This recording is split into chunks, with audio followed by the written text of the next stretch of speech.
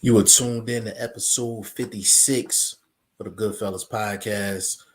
Yo, it's G5 Jeff TV, aka G5, aka 5, aka the Guru in the building. I'm solo for the moment, but will not be solo for long. Boxing First Vlog and VP Shane will be in here momentarily. Big shout out to everybody, to the whole G5 Jeff TV gang. We got a whole lot to talk about. Got my main man up in here. What's going Actually on? live from the channel. Boxing First Vlog, aka the General, aka Blunt, aka Blunt Bayless, aka Mr. 1K. What's going on, bro?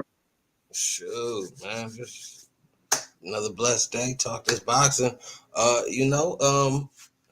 Going over Thurman situation again, and you know what I mean.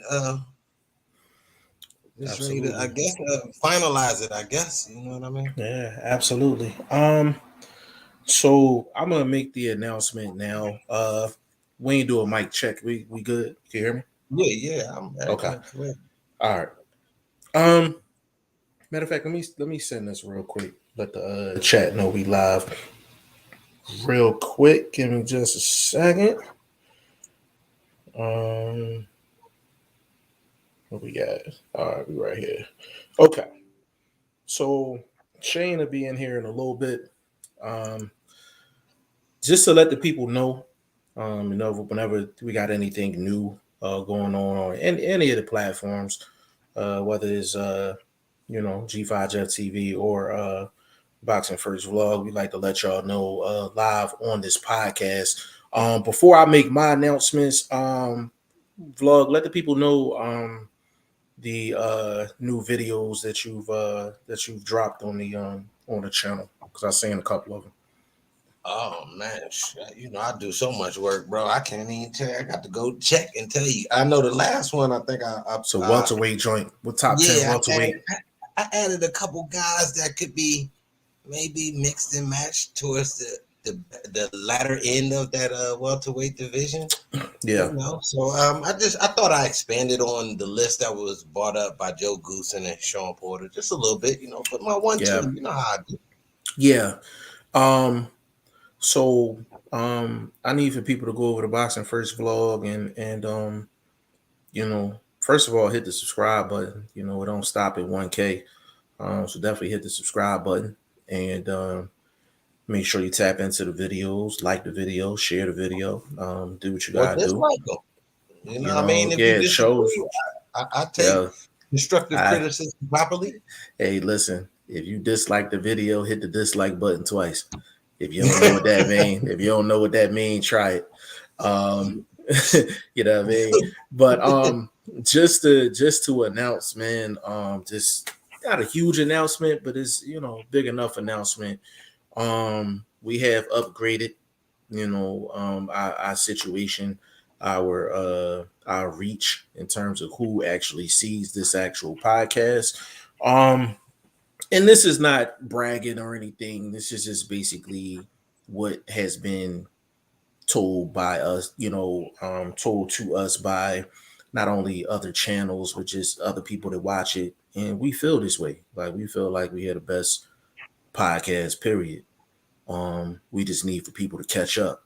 You know what I'm saying? So just the announcement is Goodfellas podcast from here on out will be streaming on the following platforms.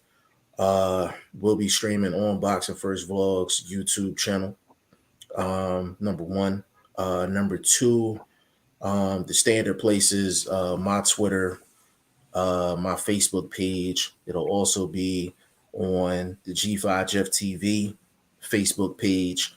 It's also going to be on Twitch, and it's also going to be on the backup channel for G5 Jeff TV. So that's 7 different places you can actually see it. And then we're working something out where each and every podcast is actually going to stream on the website.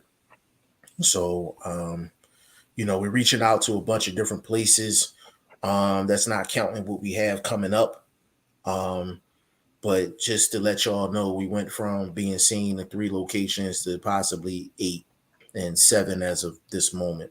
So I think that's a big step. There's not many podcasts where you can see it in 7 different places.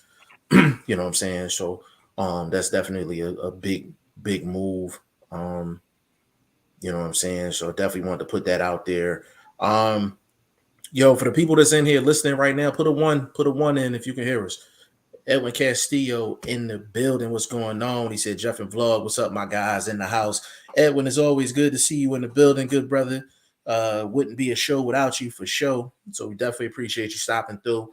Um, Before we get started, this is kind of going to be a part 2 to yesterday's podcast.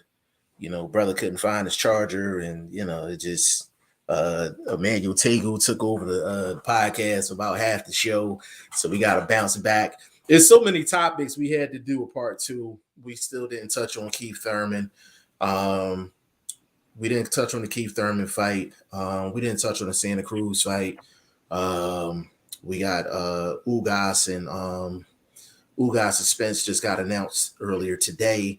Adrian with the one. Big shout out to you, Adrian, man. What's up to you, bro? So we got a lot to talk about. But I know Shane wanted to talk about Keith Thurman.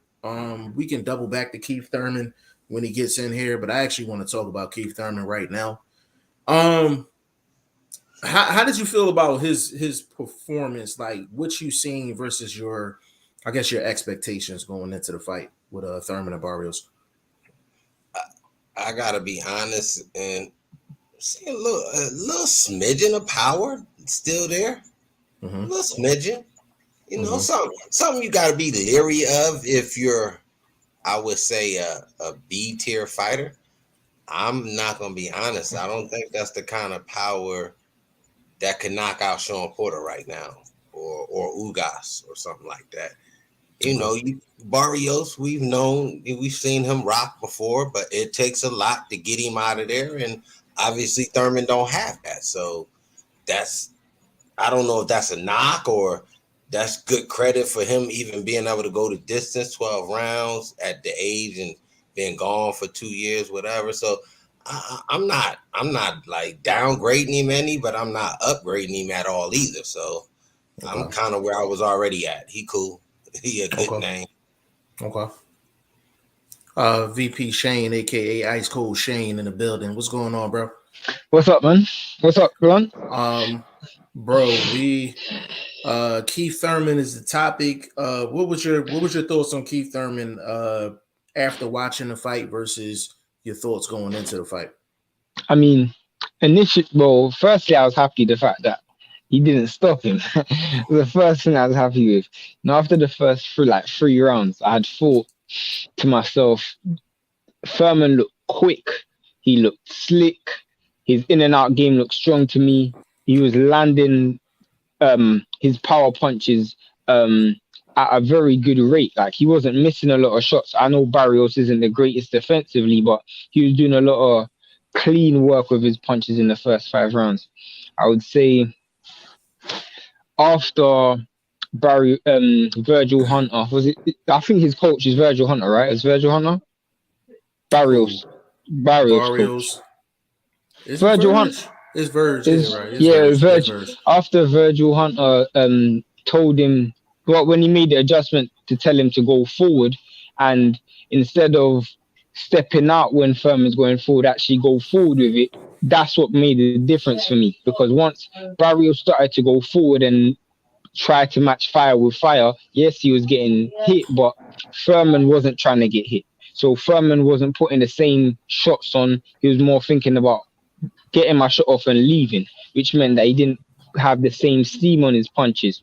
And then once Barrios got Thurman hurt, I think it was in the 8th round, it just was a straightforward fight from there. Thurman saw the finish line and he just boxed to a 12-round decision. But I didn't see the ring rust that I thought I would see. I didn't see the fragilities that I thought I would see from Thurman. So I thought it was a overall decent performance. Obviously the punch power, but I never thought the punch power was there in the first place. But I think if he had 8-ounce gloves, it might have been different. But he doesn't have the killer. That's one thing I will say. He doesn't have that killer that the Terence Crawford has, or the Boots has, or the Virgil Ortiz has. That killer. When you got someone hurt, get rid of them. You don't have that. What scares me is if he's matched up wrong here late in his career.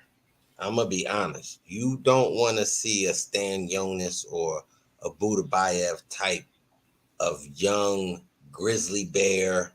I mean, you got to have a double barrel in there, sawed off, and smack them in the face with it to keep a dog like that off you. So I seen a little bit where once you meet his fire and you accept his power, he's in okay. Let me just stay from getting myself knocked out mode. You know what I mean? That's a fact.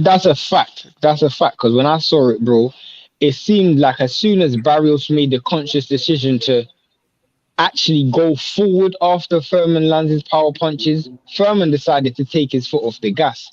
And I feel like it's very similar to when he fought Pacquiao. Like when he fought Pacquiao, he was going forward, and then Pacquiao was just catching him in transition and trying to follow him out the back door. And that's how he got the first knockdown. Barrios, in the first 2 rounds, was actually giving Thurman space to land his power punches. And then after he landed his power punches, Barrios was stepping back. So Thurman didn't have to worry about what was coming back at him. Whereas once Barrios made that decision to go forward, Thurman didn't have that sting. He didn't have that, what's it called? That killer power or killer move to just wipe a dude out. So I agree with Blunt on that one. Yeah, I had to like I watched the fight again, and I think I had to like go back and actually pay attention to my expectations of Thurman. I've never thought of Thurman outside of being a top 5 guy at 147.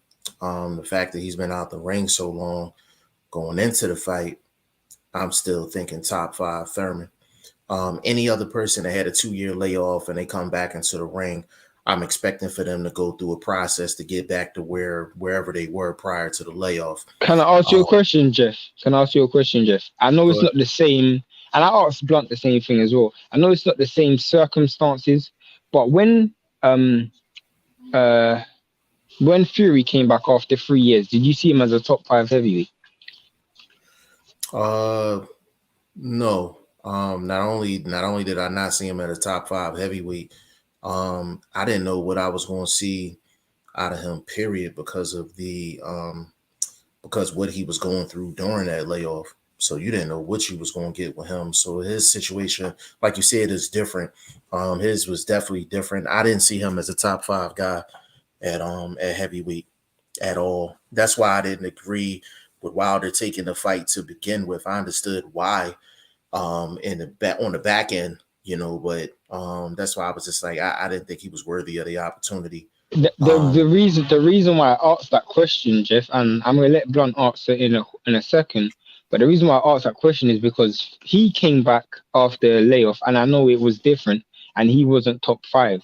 But the difference with Fury was during his hiatus, there wasn't many fighters who came through that could take his place. Whereas in Thurman's case, there's a lot of fighters who's come through, like Blunt's just referenced, Stan Jonas, Butayev, Boots, Ortiz, Errol, Crawford.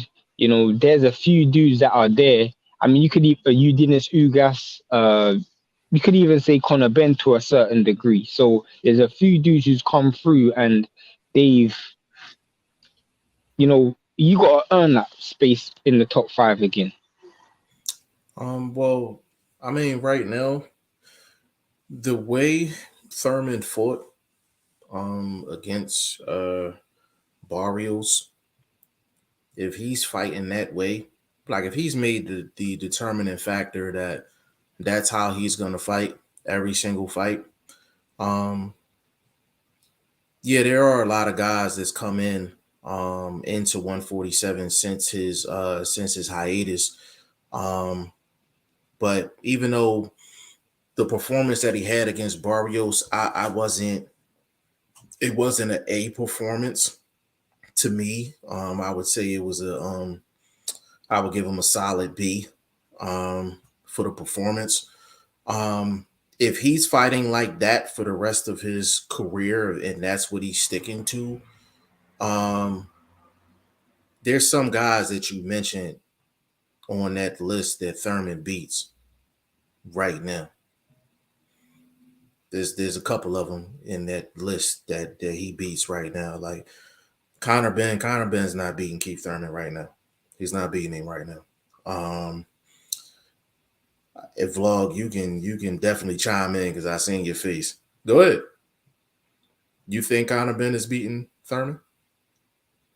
I'm going to let you finish your soliloquy, and then I was going to chime in. No, I don't I'm want gonna, you to stop I'm you gonna, from all I'm your gonna. names. No, no, I no, don't no. want you to stop with your names. Finish I your names. have no. I have my names in my head, so I'm not gonna forget them. I seen your face.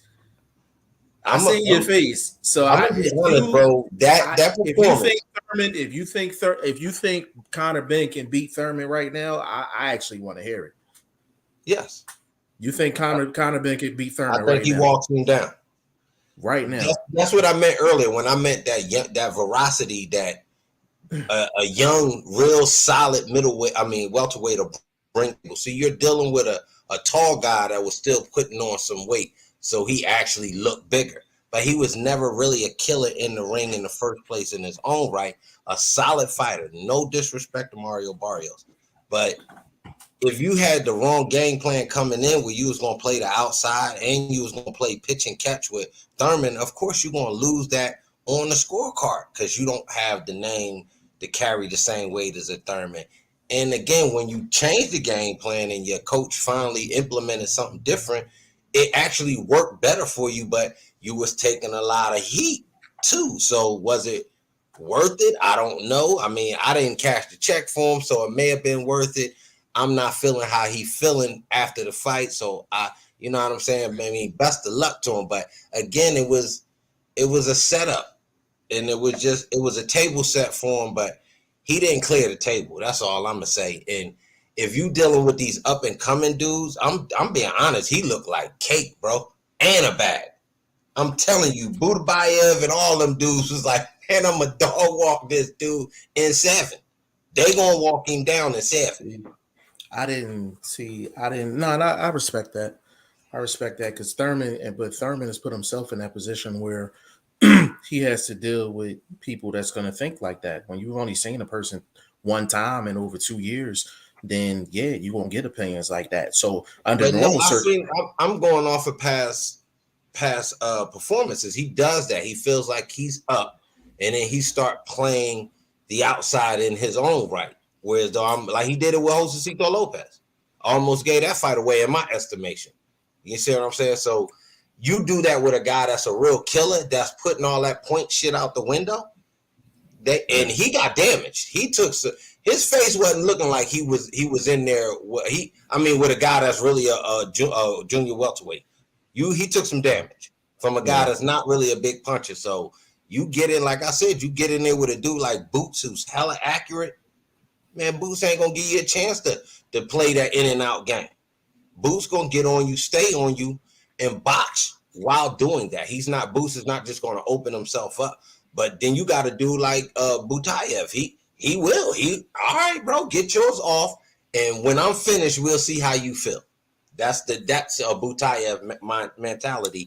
And towards the future, I'm not saying Thurman can't win any of these fights. He possibly can win one or two of those fights I aforementioned, but at the same time, being honest, for we do eye tests. He looked like cake, bro, and a bag.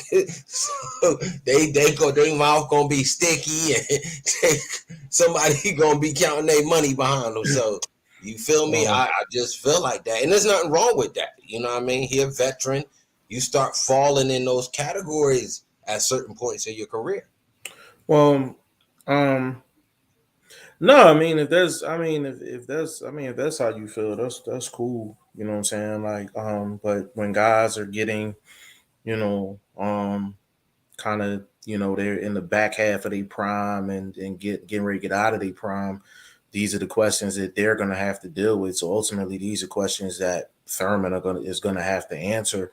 For me, just off top, he doesn't beat the Spence right now. He doesn't beat the Crawford. He doesn't beat the Boots. Like that's those are the three obvious choices where he's not winning those fights. You Name take for that. you. I got a name for you, and I know you know it. Does he beat Cody Crawley right now? Absolutely. Absolutely. Crowley is not. I know Crowley just came off a good performance, but I'm a big fan of guys with experience, and he still got fit. Like Thurman's still physically talented. He's still physically talented. I haven't seen him deteriorate in terms of just the foot movement, the quickness, and things like that. He still had that going on. So that was really the main thing I was looking for.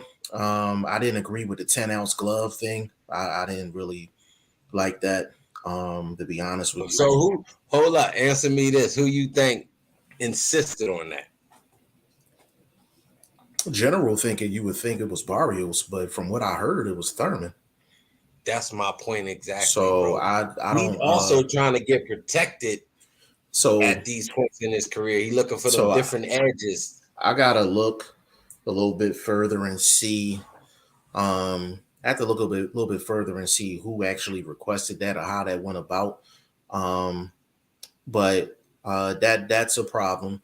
Um, Outside of those three that I mentioned, the next stash of people is probably Ugas, Batayev, and Stanionis. Stanionis and Batayev, they're not very experienced. They're good fighters, but they're not really experienced. They're going through the process of getting their experience. So that's one of those things where if they could pull off a victory versus Thurman, like they would have to show me. They would have to show me they can do it. Based off of Thurman's experience and his physical talent, he will come in with Bro, the you act advantage like against both Thurman guys. out there. So I just sometimes and Thurman brings this on himself.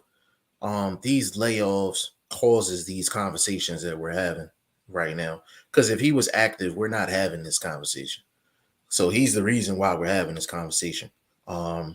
If he's active, we're not mentioning Stan Jonas and Batayev in the same sentence with this dude. But when you're taking 2 years off, that's what it is. Fuckers, man, fuck that shit. I'm asking because I'm looking at Styles, bro. Mm-hmm. I understand he looked good. Okay, that's cool. But his style will not beat the style that these young cats are bringing. I disagree with you saying experience and you holding that against them. I per se overlook the experience and say your style is your style. And that style that these young cats have, more or less Butayev in a boots. And then I could go back door and even say the boy Alexander Disputin. I hope that's right.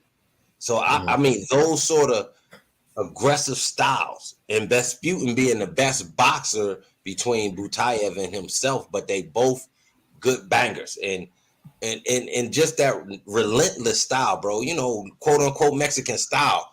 I don't think at this stage in Thurman's career, his boxing ability that we saw won't keep one of those dogs off of him. So I'm holding which he showed me against him, not like, okay, you know, he's never been a great dude at welterweight, never been a top 3 dude, something like that. Been a world champion, unified, all of that. Respect to him. But this is a different era. And the position you find yourself in now is just a marquee guy, hoping to maintain, maybe. You know what I'm saying? Maybe get lucky. Maybe get lucky. Yeah, I mean, it's that's 147 is building up to these young pups versus these vets. And if Al is smart, that's how he would flip this. But I wanted to ask you, though, do you think Thurman was moving better than Jamal James? Yeah. The movement, you think Thurman was moving better than James?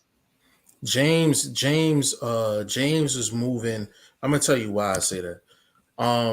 Jamal James was moving as if he had good movement, but he was moving like he was nervous. He was It was moving like he was trying to it avoid was trouble. Hold on, it was Shane. Shane, hold on a minute. He was moving like he was nervous. Like the energy looked like it was nervous energy, even though he was moving well. Looked like his energy was a little, That's the only reason I'm saying Thurman movement was better. His look more strategic versus him being nervous. You know what I mean? All right, got another name for you. Okay. You think Martin could pull off an upset against a guy like Thurman? The Thurman we just saw. No. Matter of fact, Shane, go, and then I actually want to respond to vlog. Shane, go ahead, Shane. In response to what statement? The Sandor Martin fight. The Martin fight, yeah. Sandor Martin doesn't have enough offense to beat Thurman. His offense isn't good enough to beat Thurman. If Thurman goes on his bike and Martin goes on his back, the person who's going to land the cleaner punches is going to be the one who wins. Shane, I gotta kind of disagree with you right there. He didn't show excellent offense against Mikey Garcia. He didn't have to because he was on a back foot, so it doesn't make a difference. When someone's coming towards you, you don't have to worry about your punches because you don't have to set much shots off. Their shots up, they're doing most of the work for you. If the dude's going to be right in front of you the whole night, all you need to do is make sure your shots are straight down the line. When someone's on the back foot, you got to find a way to set up these punches. So that's why I'm asking you. You saying he did good on the back foot, correct? Is Thurman not a front foot fighter when he believes he has the lead and he's the bull in the fight? Not in my opinion. Not in my opinion. I ain't seen Thurman fight on the back foot in years. On the front foot in years. I said, doesn't that help Sander when you talking styles? With Thurman playing the front foot, Sander being a decent back foot boxer and a decent back foot, front foot fighter. First of all, he got 39 victories. I don't think 39 people came after him. So at some point in his career, he was the aggressor. So that being said, in this particular matchup, don't you think that would work for him to let Thurman work? No, because I don't think Thurman's gonna come forward. That's my point. I think Thurman's gonna fight in reverse. That's my point. Okay.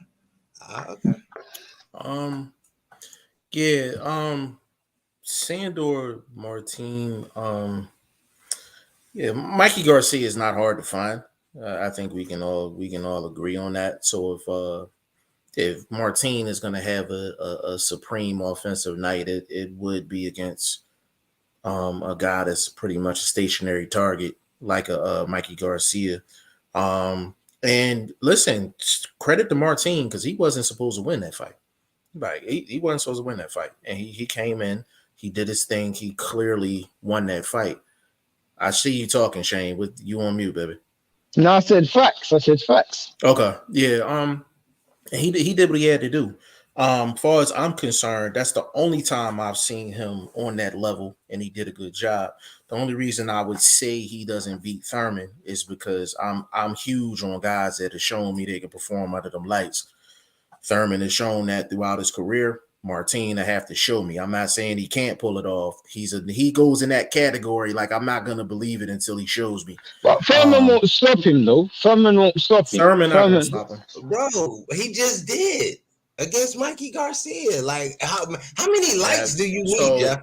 How many? Bro, I mean, first of all, this is another dude. Hold up, Jeff. Let me get mine off, bro. This is another dude that has a lot of work that again we visually haven't seen. Because first, I know you haven't sat down and looked up the work that's actually out, maybe just on YouTube on Sandor Martin. So you haven't seen a lot of things of him. Don't mean he not good, bro. Don't mean, bro. You keep saying that. You keep throwing that my way. I don't ever say these guys are not good.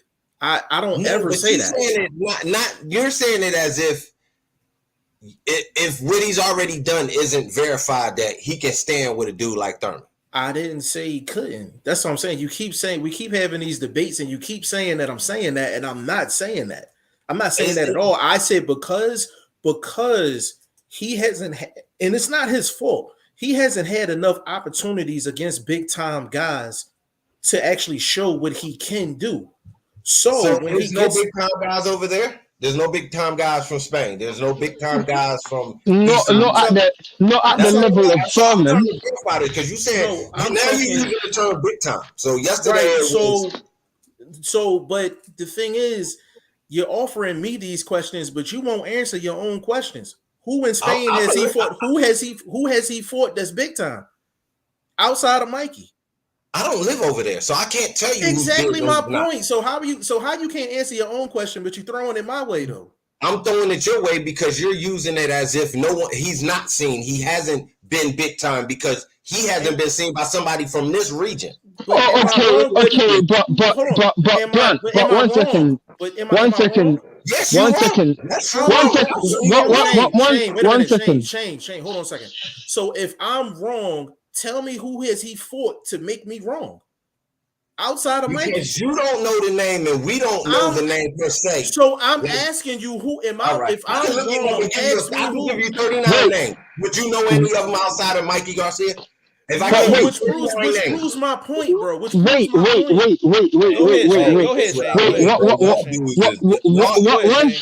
One second, Blunt. 1 second. This is the problem that I've realized Blunt has. What you don't understand, Blunt, is Jeff can't give credit unless he sees it. So at the end of the day, none of us can. I can't just give credit. Wait. Let me finish what I'm saying.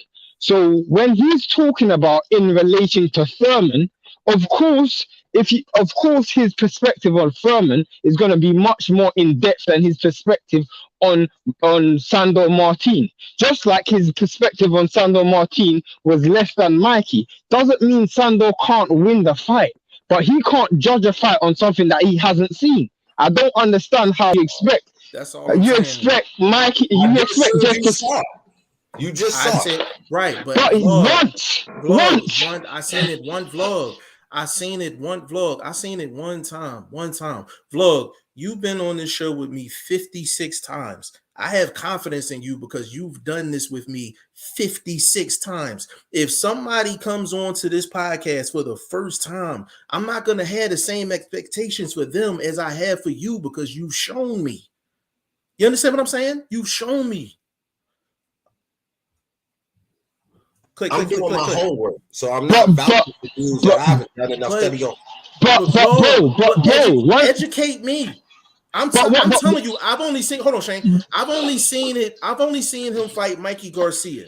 If you're telling me that I'm wrong, give me some fights that I can see that will prove me wrong. That's all I'm asking. You said you did the homework. You know who he's fought. Tell me so I can watch. All you gotta do is type in Sandor Martin, and you'll come up with a list of fights. You told me, but you told me, you personally. I'm not into the name thing. That's the difference between us. You looking for names. There's a big difference between us. Vlog. You told me personally I was wrong. When you tell me that I'm wrong, I'm assuming you have some fights for me to watch to prove that I'm wrong. Don't tell me type up. No, is good enough for me. One fight convinces you. One fight convinces you. Thurman just had convinced me that he's not a factor for anybody in the top five.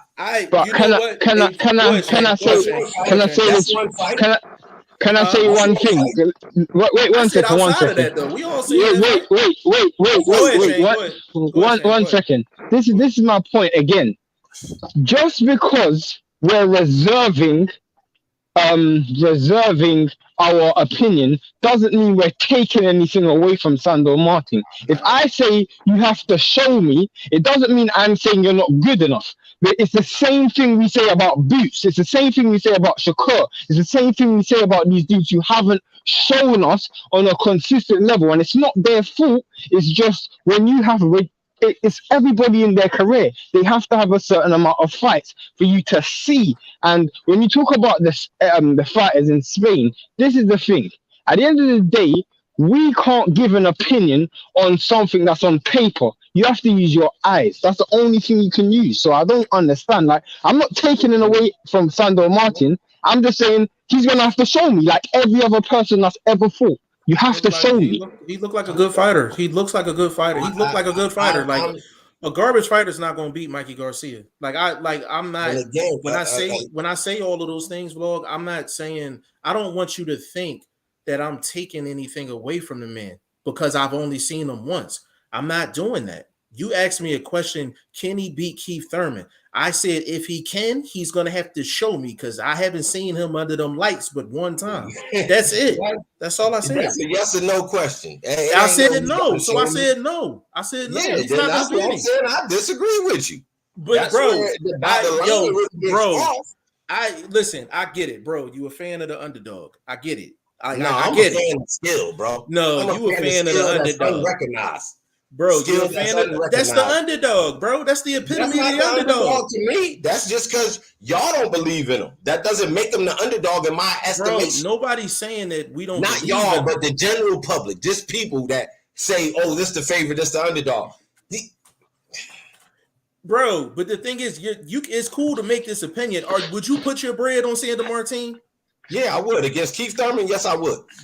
I reimburse you. I reimburse you. But this is another thing, though. This is another thing that I feel like, Blunt, you do, and I find it so funny when you do it because you say, wait. You say that you're not the fan of the underdog, or you're the fan of the people with unrecognized skill. This is the point that I disagree with. You have this opinion about things, but we're very consistent. So when I said that the same thing just said about Sandor Martin, he said about Shakur, and he said about Boots. Why don't you have that same opinion when we talk about Shakur and when we talk about Boots? That's my point. Because there's many times you can't compare Boots to anybody, bro. You need to stop that eye test shit with Boots too, bro. Boots he's the future of boxing, bro. He is what you call like Ali-esque. You know what I'm saying? Like, this dude is the business, bro, all the way around, bro. I'm telling you, you know it, you've seen it. Y'all just don't believe it because he hasn't beaten Spence, because he hasn't beaten Thurman. This sort of thing. I will say this, yeah. I'm not a religious boxing fan. I don't believe in faith, bro. I believe in fact. So I don't believe in faith. I don't have faith in no fighter. I'm judging off of skill. That's all I can go on is a skill. That your record shows me. You're going off faith. You're going off faith as well. I'll tell you why. Let me tell you why. Because you don't know that Boots has a good chin. You don't know that because he's never been hit by a puncher before. Okay. Whatever you say. If you can't hit him, you can't hurt him. That's how we think from Philly. But you don't know if he has a good chin. You don't know if he has a good chin. You don't know. You don't know if he has a good stomach. If he has good stamina, you don't know. That's safe, bro. What are you talking about? If he dog walking everybody, his stamina takes him to the knockout. He good. So what about when you're in the 9th round and the 10th round? You tell him he's never going to go to the top round in a fight before because he's the only fighter that will never go to the top round. If he's been the distance, he don't make he don't make it a regular thing. Yeah, that's what I'm talking about. So I'm just telling you, bro. Vlog. No, back to my boy Bayless. That's the contradictory dude. That's cool. Yo, am I wrong for wanting to see a guy prove it, like in the ring? Am I wrong for that? No, I think where we crossing paths is, I think when guys have a certain level of accomplishments, because they haven't been on the stage that we grew up watching, doesn't mean that stage isn't equivalent to the stage we grew up watching, isn't comparable, isn't compatible. Well, I'll tell you my I can vibe with that. I can vibe with that. That's where we really kind of like right. So basically, okay, so you can look at a guy's resume and you can assume that he should be ready for a certain stage, for a certain opponent, things like that. You can make that assessment and make an educated guess, right? So once we make that educated guess, there's only one thing left to do. and that's to actually go in there and actually prove it. So Yeah, the but only if thing you that I win, what? want, the only thing I want to see is that I just want to see it. Like I that's all. get I don't take no credit from nobody. I'm just saying it. I don't want. I just want to see it. So Well, I'm like, but vlog, I'm gonna give you credit. I'm gonna give you credit. I'm gonna give you credit. Thurman, like if Thurman wants to prove that he's like a top 3, top 4 guy, Sandor Martin, he should beat him 9-3, 10-2. He should beat him 9-3, 10-2 if he's that old Thurman. If he that old Thurman. If he's that old Thurman, he beats a Stanionis. If he's that old Thurman, he beats a Batayev. But we right there at that line where it's like I can look at Stanionis' resume and I could be like, yo, I think he's done enough to be in the ring with Keith Thurman. I can look at Batayev and I can say, you know what, he's shown me enough skill, physical skill, and boxing IQ to tell me he can hang with Keith Thurman. Sandor Martin, even though I had the small sample size, just that one fight, but because of the opponent, I have enough confidence to be like, yo, Sandor Martin will go in there and be competitive against Keith Thurman. Them being in the ring with him, being competitive is one thing. Actually beating him, that's where I'm like, I gotta see it. Everything before that, I give you all that. Like I respect everybody. I respect everybody's journey. And that's the problem with boxing, because we can look at a guy's record and we can see that he had 40 fights. And we talked about this off camera. The fact that we don't have the opportunity to actually see these people in these fights because you got different licenses and copyrights and all this and all that. And we just like, yo, we just trying to get some homework on these cats so we can make an educated guess as a boxing analyst and a boxing fan. And a lot of these guys, we don't get the opportunity to do so. So we're kind of talking in circles, but we kind of get into the same point. Like these fighters, it's not enough tape on these fighters for us to make the determination of whether they should be in a ring with a guy like a Keith Thurman. And who gets to judge who gets to see this tape? I can answer that. So the people that actually puts on these fights, like the promoters, things like that, it's their job to create either a stream or some type of platform where it could be shown. That's why when they was going through the process of having fights on Facebook, like people really criticized it. And I'm like, no, a lot of these fights, if there was a big conglomerate like Facebook, if they wanted to show fights, period, let them show it. Cause I'm like, it puts boxing wherever you can put boxing, put it there. You know what I'm saying? So it's like Sandor Martin has how many fights, bro? How many fights? He got 40-something fights, bro. Bro, he got 40-something fights, man. If I've only seen one, and I'm a hardcore. Like, you know what I mean? Like, it's just, he was, like I said in my video, he was more of a beast at 140, where he was grabbing some European belts and things like that. Right. And I do believe he's still a factor because he doesn't have the wear and tear from his European tour that he was on, but he's from Europe, so it's not really. So it's technically not right. Yeah. Yeah. So it goes to the point that boxing has a lot of this is a boxing problem. Like this is not a boxing first vlog versus G5 problem or vlog versus Shane problem. This is boxers need to be on camera. Fights need to be on camera. I don't care if it's at the YMCA. Let somebody record that shit and put that shit up. You know what I'm saying? Like we need to see what we actually working with. And that's the problem. So I'm like, vlog shouldn't have to. I want for people to understand this. Vlog shouldn't have to jump on camera and lobby for the unknown guy to prove to everybody else that they deserve an opportunity, because that's essentially what he's doing. He's a hardcore fan, and I'm like, even with you doing research, the fact that you got to go so hard to find the research to even do it's not good. I wanted to add this, that a lot of the international writers, I mean, they don't really give you, like, they talk about the fighters such and such, this, that, and the third. They got 14 fights. They're not telling you, okay, this is a southpaw. He's a body puncher. They kind of give you a generalization. So a lot of the times when you trying to do research, you read not necessarily because you still haven't found out anything. So it's crazy. It's a lot of work, but this is what we love. This is what we do.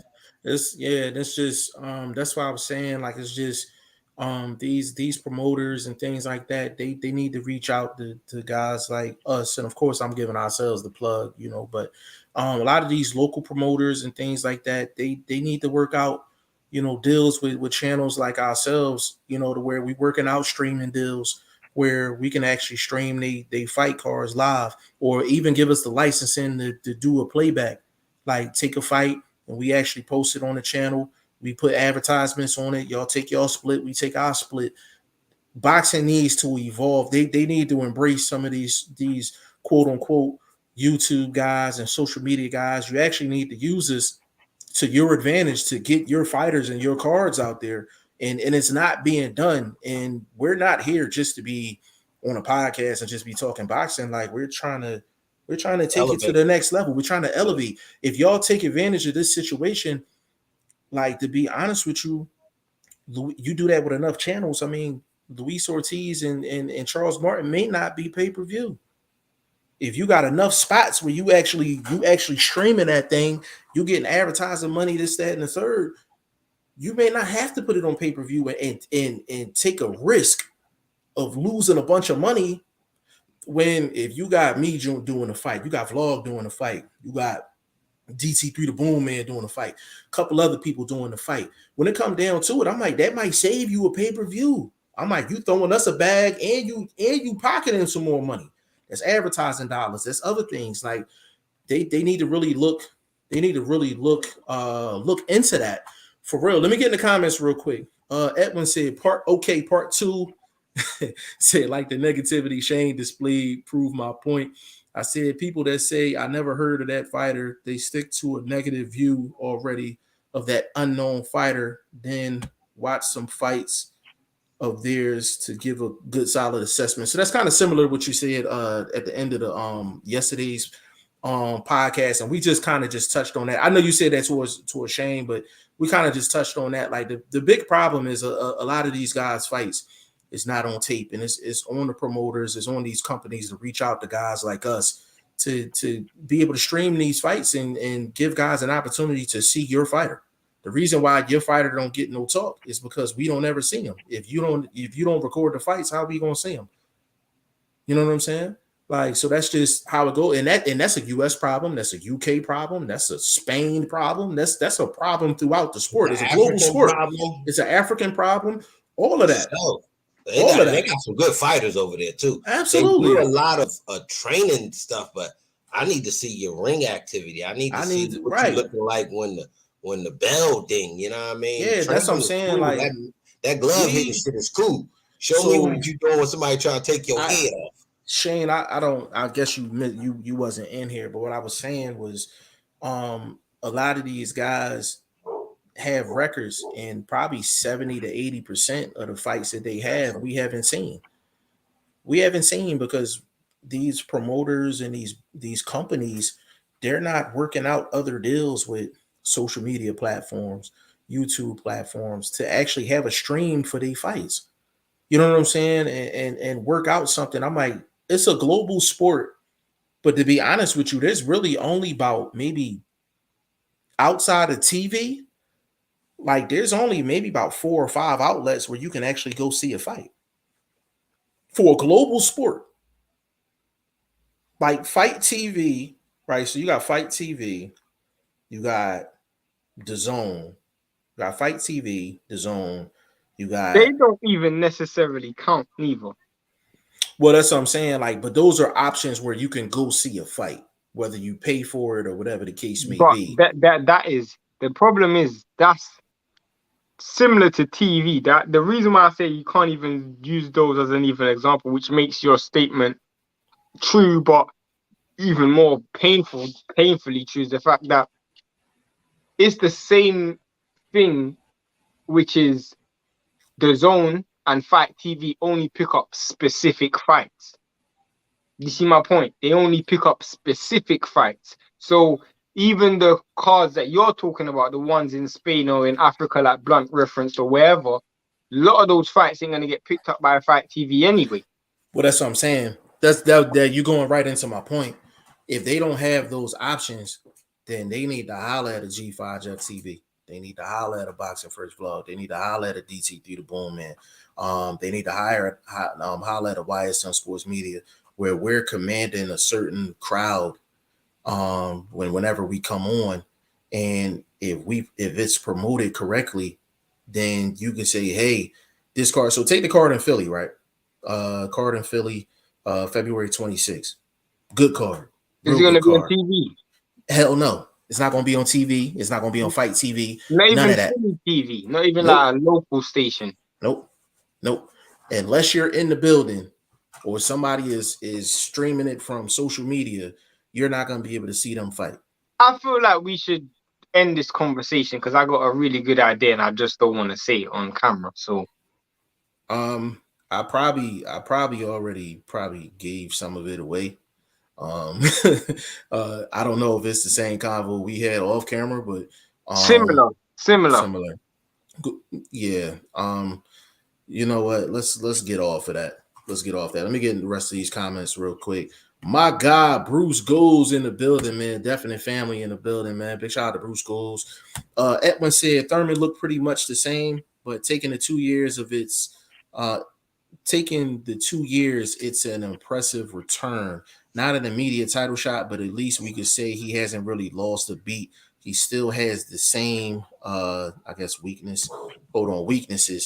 The problem is, it's not even sometimes, bro. You said something completely true, which is he doesn't look much different. In sport, stagnation is regression, which means when you stay in the same place, majority of the time in the sport, you go backwards. And in the welterweight division, unfortunately, is definitely the case because 2 years ago, 3 years ago, Boots weren't where he was, Ortiz wasn't where he was, Batayev wasn't where he was, Stanionis wasn't where he was. I can keep going. So yeah, stagnation is regression. He said it's insane though that if Thurman needs another tune-up type fight and not a rank win, then he is fully committed. Would a move up be a bad choice because there are a lot of guys on the come up? Go ahead, Vlog. Thurman staying right where he at. If we don't see him in the title shot, it's gonna be him and Garcia too. Kind of already in the works from past conversations already put out there to the public. So I don't know what the demand would be for that fight, but PBC has shown that they really don't care about demand. They're gonna put on whatever fights they feel is best. That's a fact. You know what I'm saying? So that may be the case. Mr. De Niro in the building. I don't think I've seen you before. If you're new, definitely subscribe to the channel. Subscribe to Boxing First Vlog. You might be watching it on the vlogs channel. He may be watching it. He may be watching it on guys. Respect. Might be watching it on Vlog's channel. You could be watching If it on you Facebook. are watching it on Vlogs channel, I don't know if Jeff and Blunt already announced this, but this is the first live that we're actually doing from 2 different platforms. So actually 7. 7 platforms. So we're doing that. His is the main new one. Main new one. 7 platforms. We're streaming this on 7 platforms, but don't be surprised because what we got coming up in the next month, it's about that. That's about to go up. It's about to go up. It's about to go up. So drastically. Yeah, but Mr. De Niro, before I get to your comment, at the current moment, is streaming on Boxing First Vlogs channel, my channel, my personal Facebook page, G5 Jeff TV Facebook page, on my Twitter, and also on Twitch. So that's 7 different platforms at the moment. Says salute, fellas. Honestly, I think Josh Taylor work over Thurman too. I think Regis might stop him too. Barrios was a safe fight. He's got no power. So, Mr. De Niro, I'm gonna say this again because of Keith Thurman's layoff. He has entertained these types of thoughts. So it is up to Keith Thurman to shut everybody up. It's really what it comes down to. But that's a good fight, though. Josh Taylor coming up to 47 to face Keith Thurman. That's a solid fight. That's a good fight. It's a good fight. And Josh Taylor got a shot in that fight, too. Definite shot in that fight. What you think, Shane? Of course. Yeah. I mean, what you think, Love? I mean, I guess you're talking about an older Thurman, you know what I mean? So yeah, Josh Taylor's probably favorite in that fight. Yeah, I think he walk him down. And Taylor a killer, so he ain't like Barrios where he taking a long time. Josh kind of figure out 2-3 rounds and he foot on the gas, and they you know, they tend to make it happen. They more go forward early and often than late and later. You know what I'm saying? Vlog avoided the proverbial ditch, and I'm glad he did. If you was going to make a pitch for Sander Martin and not make a pitch for Josh Taylor, I was going to call your ass out for sure. You avoided it though. You avoided it. You said what I thought you was going to say, and I like that. Yeah. L Dub, the plug in the building, man. One of the best doing it, man. Damn, Edwin. Shane is dead wrong. You can't give credit until you see it. There are casuals, haters, and just out of dislike for a certain fighter, they won't give credit until they see someone they want them to. He said, while Shane is on the contradiction train at full speed. Okay, so let me tell you why you're talking so much rubbish.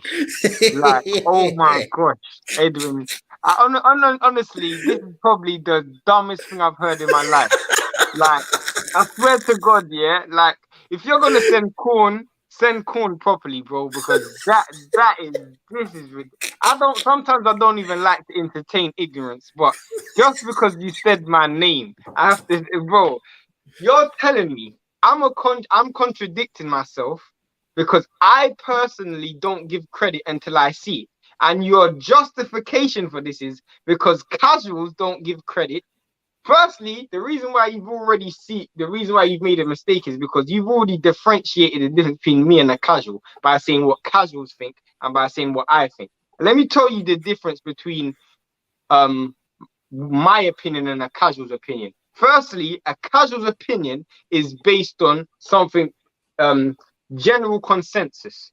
My opinion is based on what I see.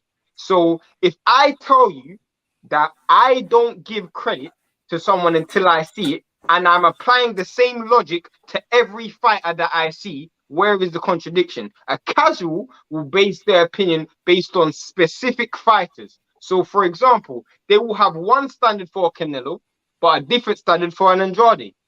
My standard is for everyone.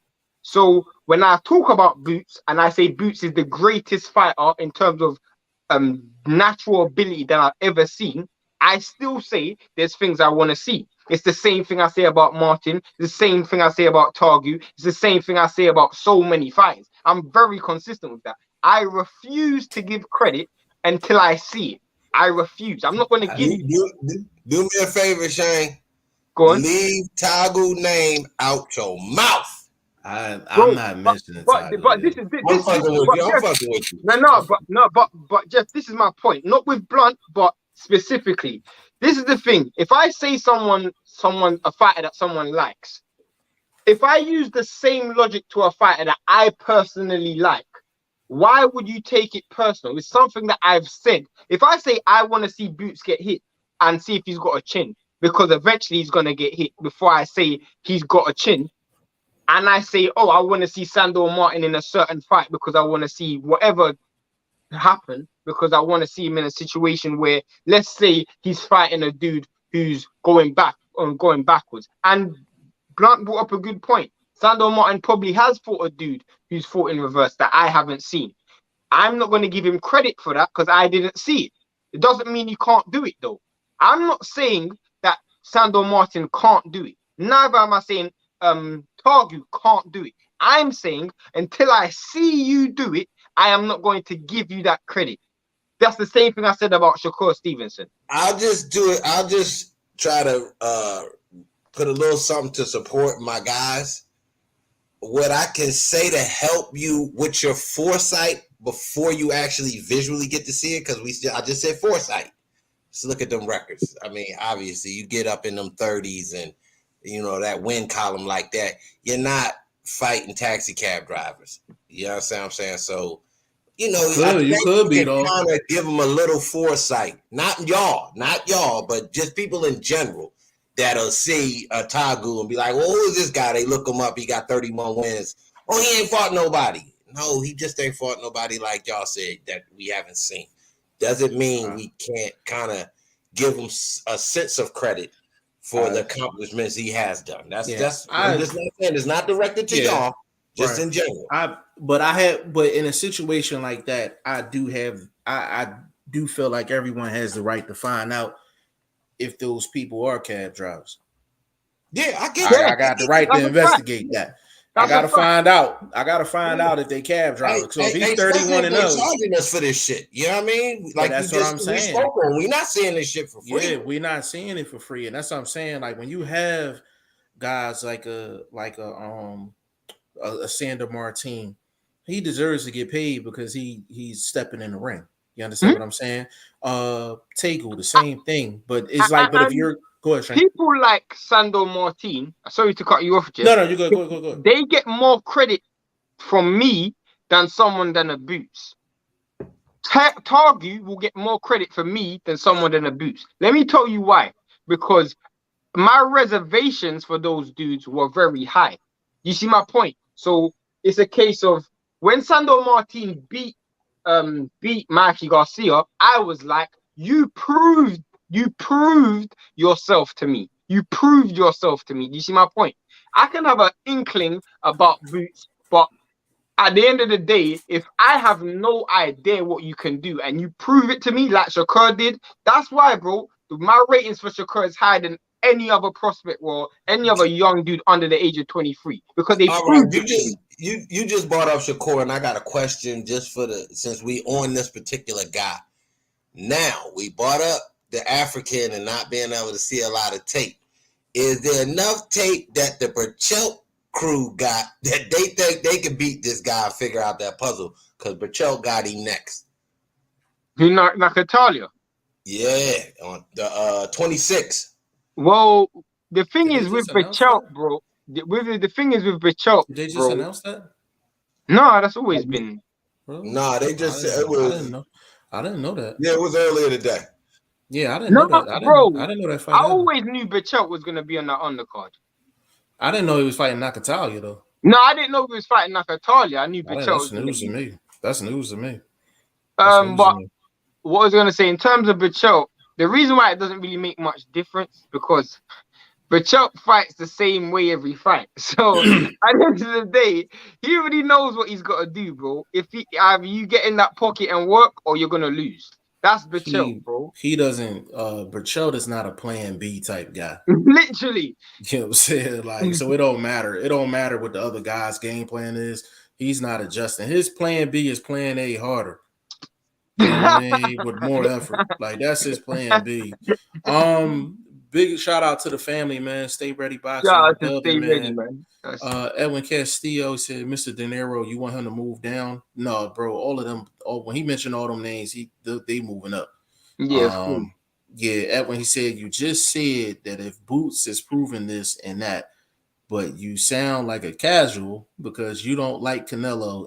He's proven, but not to you. Who did you say you think beats him again?" But wait. Let me ask you a question. Do you see where what he just said doesn't make any sense? Firstly, I said Boots hasn't proven that he has a good chin. I said he hasn't proven it. And secondly, you're talking about Canelo. I haven't even referenced Canelo once. My opinions on Canelo have nothing, literally nothing to do with what he does inside of the ring. Nothing. And I've never said that Canelo isn't an elite fighter. I just said he's not pound for pound number one. I never said he's not an elite fighter. He's an elite fighter to me. He's an elite fighter to me. I don't personally like him because he's had a drug test failure and also he's allowed to cherry pick opponents. That's what I believe. But at the Yeah, same well, time, I can't. the problem we having with not putting them up there is we recognize undisputed. So that catapults you to our pound for pound list. Am I correct? So he actually is on the list. Am I correct? I did. Yeah, I did. He's Okay. on the list, but he's not Okay. number one. Okay. I just wanted to confirm for the people in the chat that he is on the list. Bro, I've always said Canelo. No one can ever tell me that I've ever said Canelo's not an elite fighter. And in terms of who I said Canelo, who can beat Canelo, I personally said the people I believe can beat Canelo are dudes at a higher weight class.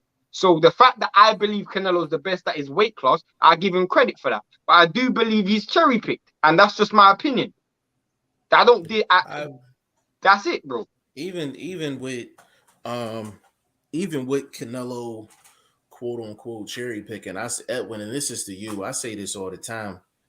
You have to be good enough to cherry pick these type of guys, because the guys that he is beating probably beats the majority of the guys in the division.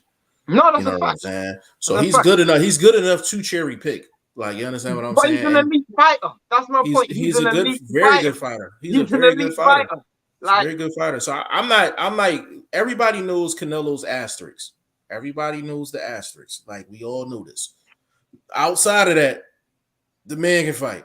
Like, the man can fight. The man can fight. No one has ever come on here. No one has ever come on here and said this dude's not an elite fighter. Not me. Or he's a bum or something. Like, nobody's ever said that. We all have the same asterisks for Canelo. We all have the same asterisks. Literally, bro. The man get busy in the ring. He get busy. It's just that one asterisk with him. That's it. Bro, I got two. We had a better European tour than the fucking Temptations, bro. I'm telling you. So. I'm just, I stand on that right there. Yeah, but that's what I said. Even the guys that was on that European tour, like I said, they probably beat 70 to 80% of the division. Yeah, you take Billy Joe, he beats probably about 80% of the guys at 168. You take a Caleb Plant, same thing. You know what I'm saying? So you have to be at a certain level to cherry pick those guys. And Edwin, that's the point I'm trying to make to you. So for Canelo, that was a Temptations type tour for him, but that's credit to him, though. That's credit to him. You know I would.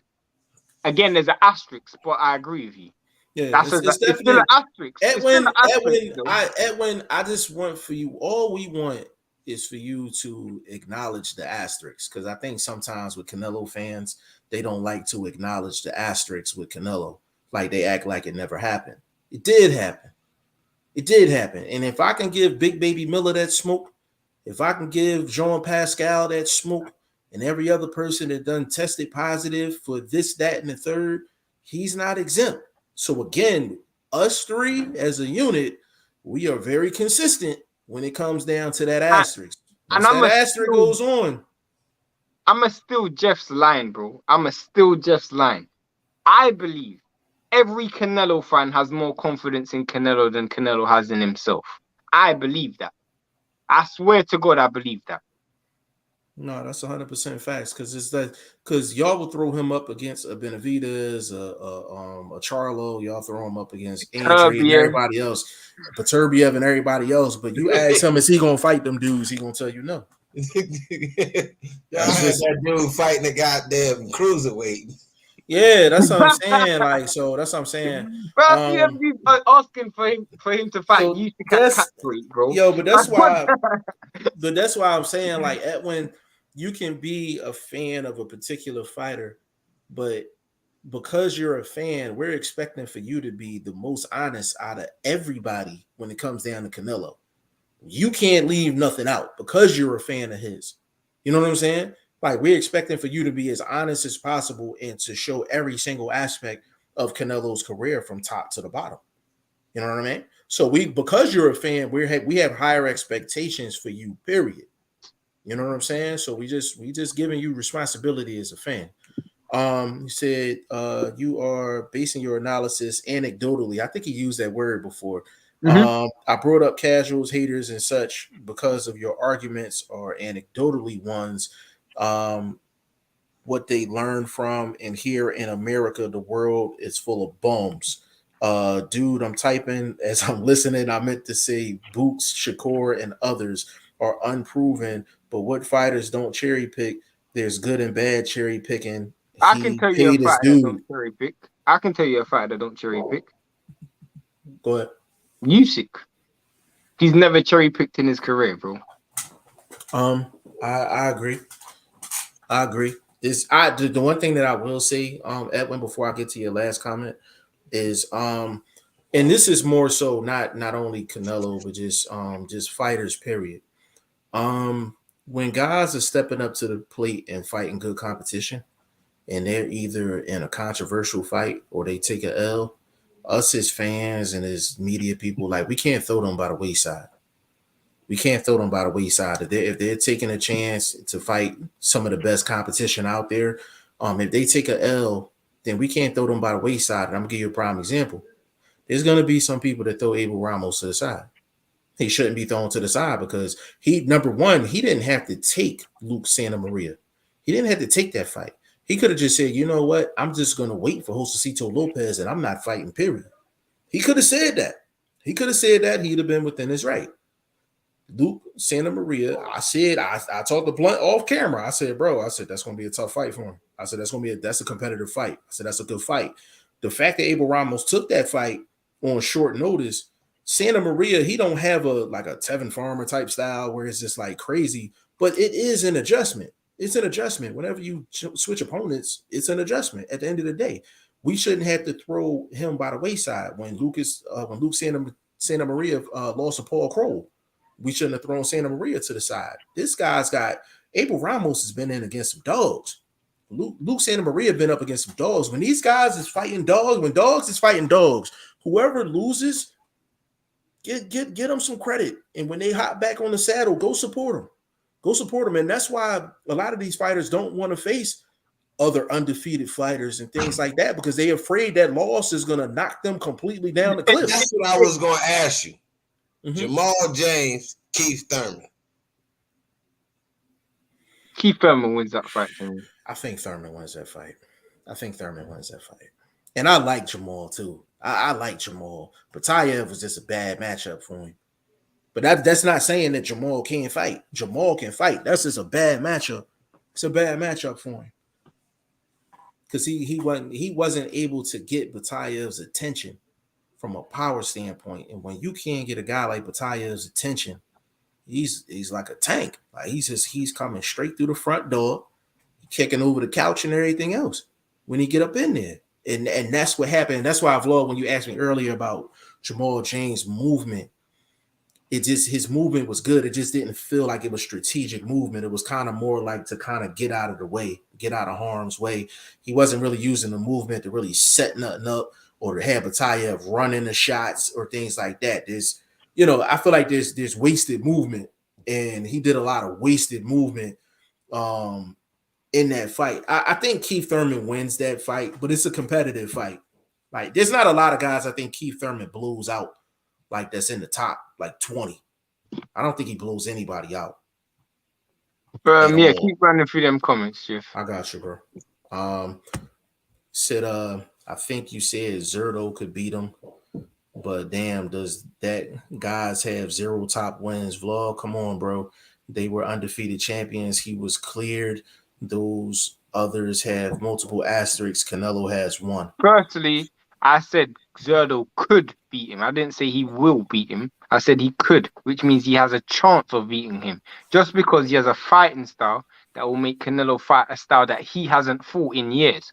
Because Zerto's one of the few fighters that can get Canelo going in reverse. And the last time we saw Canelo go in reverse, he didn't win, which was against Golovkin in the first fight. That's why I said he could beat him. I didn't say he will. And to defend Blunt, regardless of whether you fail the drug test once or you fail the drug test 5 times, you still fail the drug test. And the reason why that's so important for me and for I assume the rest of the dudes on the panel is because one of the most legitimate wins in your career was Golovkin. And you failed the drugs test before that fight. So that's why it's always going to be important to us. Yeah, Edwin, let me add this as well. Like we say on the show all the time, like you fail one drug test that gives everybody the green light to question everything you've ever done in your career.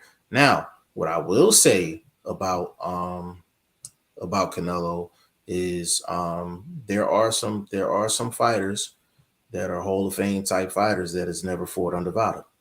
Mhm. I will say that man has fought under Vada. He's won under Vada, as far as we know, clean Mhm. both times. Mhm. So if he's on the road to recovery in terms of the asterisks will never be removed. But if it's to be diminished a little bit, if he fights Charlo and it's under Vada testing and he goes in, he wipes out Charlo, and he does another fight under Vada, What I want to know wipes out a what guy like Edwin. those. That's things that I What does can say. Edwin Hey, listen, Castillo? What does he want from us? Because we've already acknowledged he's an elite fighter. So what else does he want us to do? Does he want us to be a fan?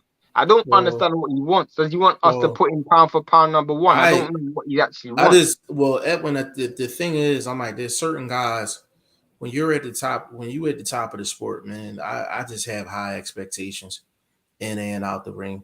I have high expectations in and out the ring, man, and that's just my like if I feel like you're elite, I have high expectations. Like I feel like Shane is elite at what he does, so I just have high expectations for him. Vlog is elite in terms of what he does, so if he comes in here slipping, I'm gonna call him on it. But I expect the same thing from myself.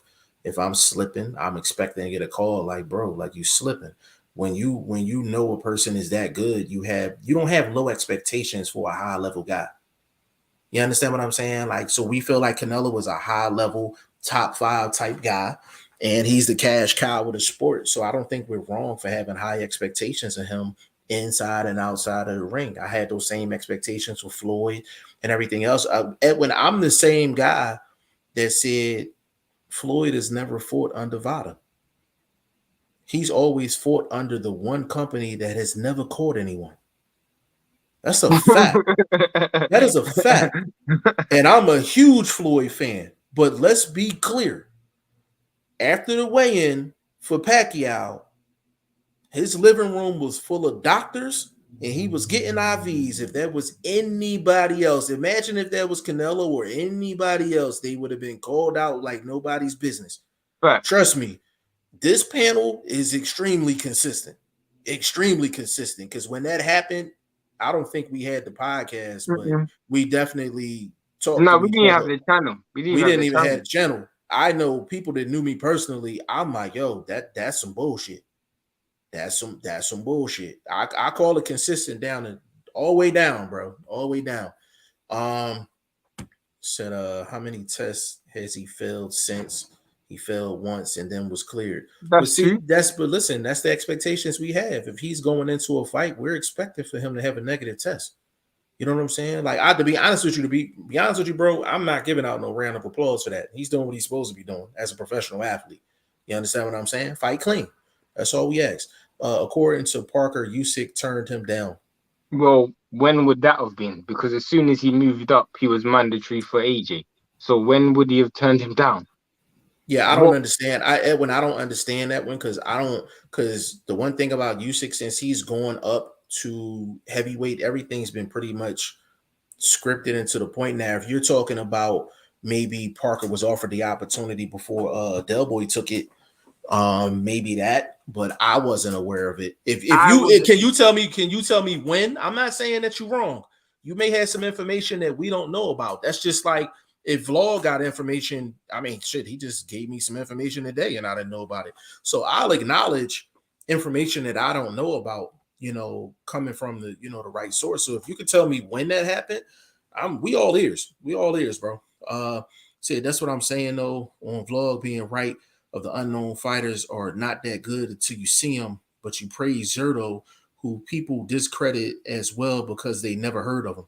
But this is the difference, though. I don't care what people say. My opinions are based on myself. So at the end of the day, people can discredit them all they like. That's their opinion. I can't control someone else's opinion. I have seen Zerto fight. I've seen him fight so many times. There's a lot of tape on Zerto. Bro, he is too big for Canelo. These fights don't even practically make sense for this dude that we are as fans and media clamoring for. I mean, I get why you say that though, Blunt, but at the same time, bro, can't say that at the same time, because in the same breath, people call him a 4-weight world champion, or however many weight classes he's 4-weight world champion, and one of the weights was 175.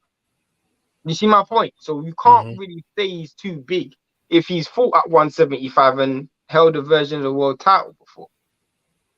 Yeah, I just sorry, Jeff. You can't say he's too big for Canelo's too small for 175, but too big for 160. Because Canelo said out of his own mouth he can't meet 160. So if you are too big, you can't make 160. That means the only weight class you can only fight at is 168.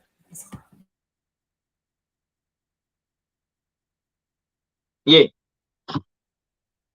I think Jeff's neat. So what's his natural weight class, Edwin? That's a question for you. What's his natural weight class? If 175 is too big and he can't make 160, and 168 he just came off a European tour, who was he supposed to fight? Benavidez. Right. So if that's the case, if all of that is true, then Benavidez is really the only option, unless somebody's coming up from 160. So you got to be careful with that line of statement. You know what I'm saying? You got to be careful with that line of statement, man, because if you're really backing them up, like Vlog said, Vlog thinks that those guys are too big for Canelo. So if they're too big for Canelo, we only looking at 168 and 160. And me personally, I think he can make 160. I think that's bullshit. I think that's cap. I think, and the thing is, there's not many dudes I even pick. I make Canelo an underdog against. The only person that I probably pick over Canelo and legitimately pick over Canelo is Beterbiev. He's the only one I will pick over Canelo, and I'll be comfortable picking over Canelo. What you think about that, Vlog?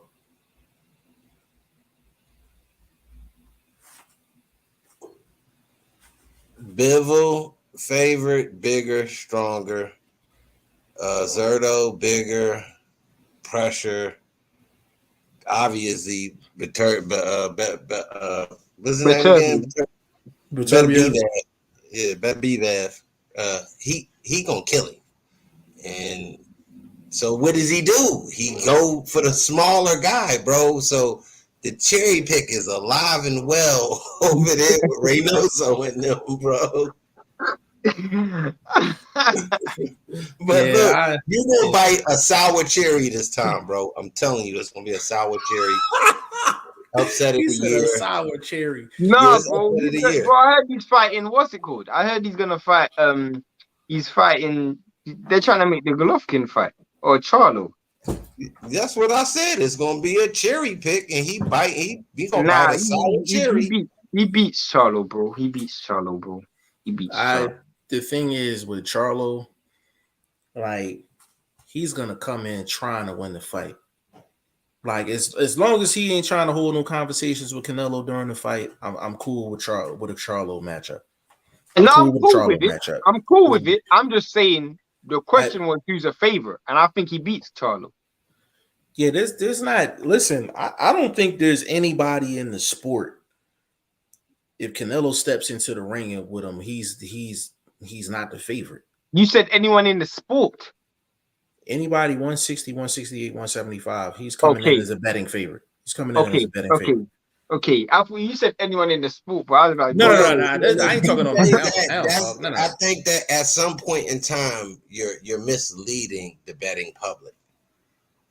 That's what I think you're doing. If you say to me that he's favored over Beterbiev and Bivol, two clearly bigger, stronger guys, more established at the weight and champions. Can I tell you where you're wrong? Can I tell you where you're wrong from a betting perspective? And we talking gambling talk. So this is a different conversation. We're not talking boxing. We're talking gambling talk. Okay? We're talking gambling talk. If Canelo fights Beterbiev and they make Beterbiev the favorite, Canelo was getting underdog status. Everybody, if he wins, everybody and their mother is gonna bet Canelo, but he's not gonna win. What you talking about? He's not gonna win. But again, we're having a gambling. We are having a gambling conversation, bro. Bookies are looking at it from a how can I maximize my money? At the end of the day, bro, people are. if this is how I look at it, Blunt, people are gonna bet on Canelo regardless. So if I make him a minus 100, people are gonna be putting more money on to make money. If I make him a plus 100, the dude's only gonna put on $100. If I make him a minus 100, people will be putting on $200-$300 just to make their money back. That's why I said betting favorite. That's why I said betting favorite. Do I think Beterbiev can beat Canelo? Absolutely. Absolutely. Do I think Bivol can beat Canelo? Absolutely. Absolutely. 175. I feel like 168 is his cap. I feel like when him going up to 175 is a problem. It is a problem. So I'm putting on my lab coat. Yeah, I agree with you 100%. Like, yeah, Beterbiev can definitely beat him. Bivol can definitely beat him. Benavidez can definitely beat him. Zerto has a good shot. But I feel like it's because 168 is his cap. Once he goes on 175, all bets are off. All bets are off. But when you're talking like betting, you can't make Canelo the underdog because if he wins, they get killed money-wise. They get killed. I got the fight. Go ahead. Can Morrell beat him? No, not ready. Not ready. David Morrell, not ready. Beat who? Canelo, not ready. Are you on crack? Not ready, bro. Not ready. Hell no. Not ready. Hell bro, no. He has how many fights he has? How many fights he got? No, don't say it don't matter. Give me a number. Again, he only got Look like it up. 6 fights. He got 6 fights. There's no fighter on the planet that got 6 fights. Okay, bro. Canelo. All right.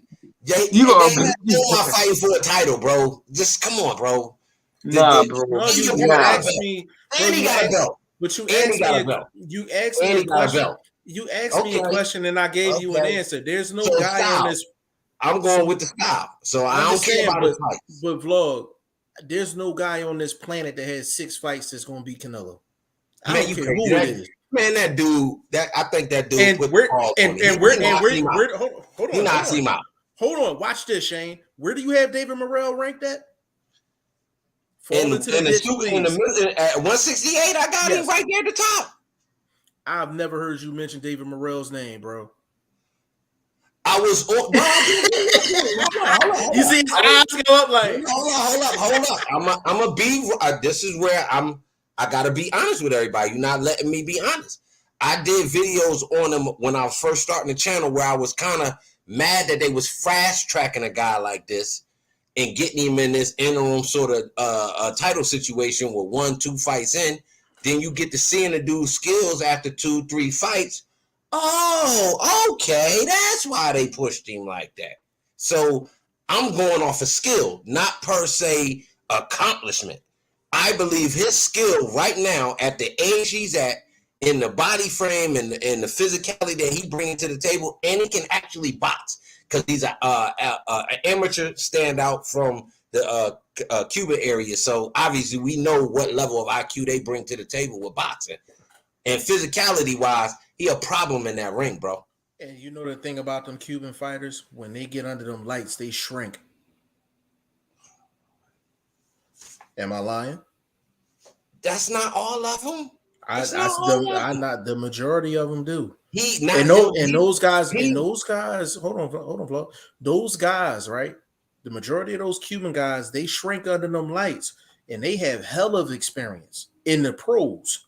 So I'm expecting a guy with 6 fights to come in there and put some paws on Canelo, because that's basically what you're telling me. Yes, that's crazy. That's crazy. You are the king. You are the king. You are the king. The version of Canelo y'all just saw. Y'all still ranking him up there like this. Vlog, but we've been talking 168 around in that ring, bro. We've been talking 168 for probably over 2 months straight.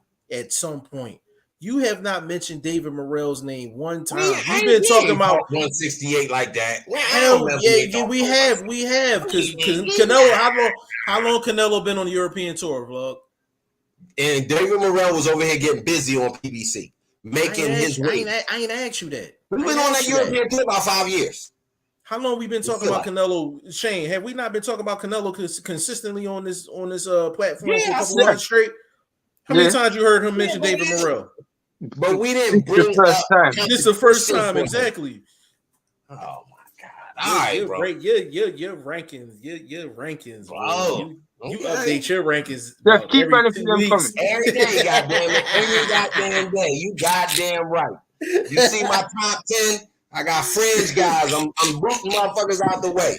I even pulled the homie out the Listen, top. the one thing about Vlog, he is very consistent in his root giving the Approach. underdog the opportunity for sure. No, That's just a fact. ranking people properly, bro. I'm telling you. Now, when y'all start saying, well, this dude is the business, then we can go back like we had to with I give it to Tabu you. and And say, I give it to you. okay. And I will give it to you. And I'm If he look admitting like, that I but wasn't if on him he at look first. like, but if he looked like hot garbage, answer the phone call. If he look like hot trash, answer the I phone ain't call. running. I ain't Okay, running. I ain't all right, running. that's cool. Right here. Y'all Chris G, he said, "Let's be real. Canelo was small for 160. I didn't even feel like Canelo was a huge 160. That's why I still think he can make 160. Edwin Castillo, I didn't say Zerto was too big. No, Blunt said it. Blunt said it, yeah. He said, who's a sour cherry? Charlo Vlog, he's getting Kirkland by Canelo. That is disrespectful, bro. That's disrespectful. That's disrespectful, Edwin. And I gotta stop you there. I kind of let you go, but that's disrespectful. Can you see the link on Parker? I put. Nah. I didn't see. You sent the link. You can't put links in the chat sometimes. They move. Okay. Shady. You had to holler at us. You had to holler at us off camera on that. Beterbiev, Bivol, our next stop on the European tour, as you guys call it. Canelo stops them, but I'm a fanboy for that opinion. Yet you won't hear me call your opinions dumb or argue over these. I won't call you a fanboy, but I'll bet you £1,000 right now he doesn't stop neither of them. In fact, I'll bet you £5,000 right now he doesn't stop neither of them. I'll bet you 5,000 English sterling pounds that he doesn't stop neither of them. And I'll do that right now. Edwin, I'm gonna say this, bro. If Canelo stops Bivol and Beterbiev back to back, he's like GOAT top. status. He's GOAT status. He's GOAT status, bro. He's GOAT status. Like he's GOAT status. So that's the top two guys at 175, and he stops both of them in back-to-back fights.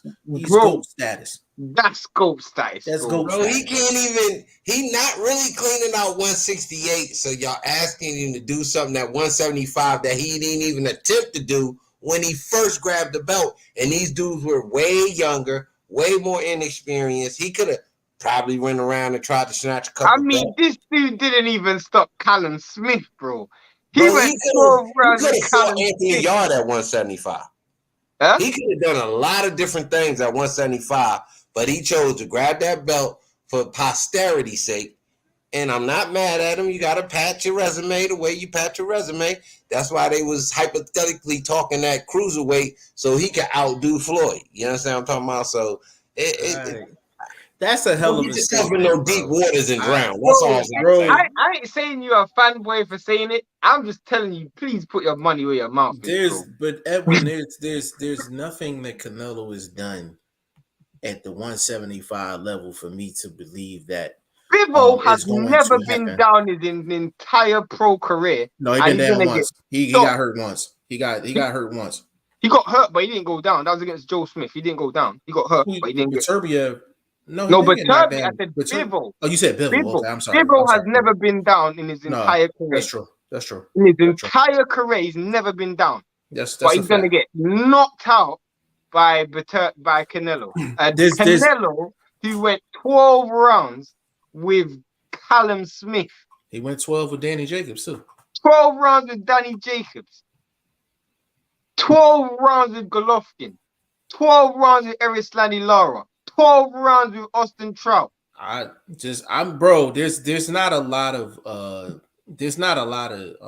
guess real good reasons why I would support that.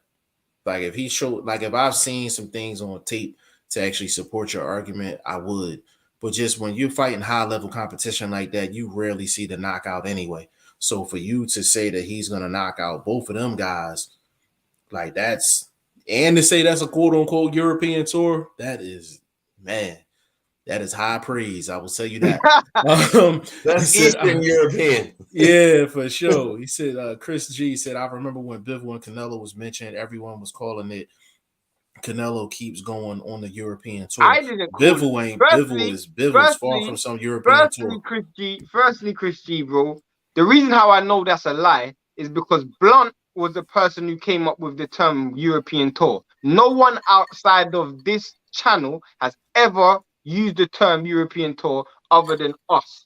Because when it first was mentioned, we were talking about the fact that he fought Yildirim, Callum Smith, and Billy Joe Saunders in close proximity, and that's why he called it a European tour. No one else called it that, and no one in this channel will ever call Bivol a European tour because some people call me a Bivol fanboy. So there's no way I would ever say Bivol's I've never named Shane Bivol. But you know, we are Bivol fans though. Like we Laurie does. I'm gonna say this. I'm gonna say Laurie, yeah, Laurie. I'm gonna say this. Now you might be able to try to set up a European tour over there, but you might have some bad lounges to play in. You might not come out with all your equipment. This fucking Russia and shit, baby. Don't go over there fucking with your slip showing. Tim Tunes is gonna pull your card. I'm telling you, that's a problem for this dude, man. Anything we talking about, even the dude I mentioned, Morel. It's nothing but problems on the horizon. They playing chess. We out here playing checkers. But chess. You know what? The thing about Canelo is if he could really stay at 168 and really cement something at 168. He could fight David Benavidez and get right. He beats Benavidez, like he gets hella credit for that. If he fights a David Morrell and it's a title defense against a David Morrell, Vlog said he feels like he's worthy of the opportunity. I feel like David Morrell is a good fighter. Do I think he's too green for Canelo? I think so.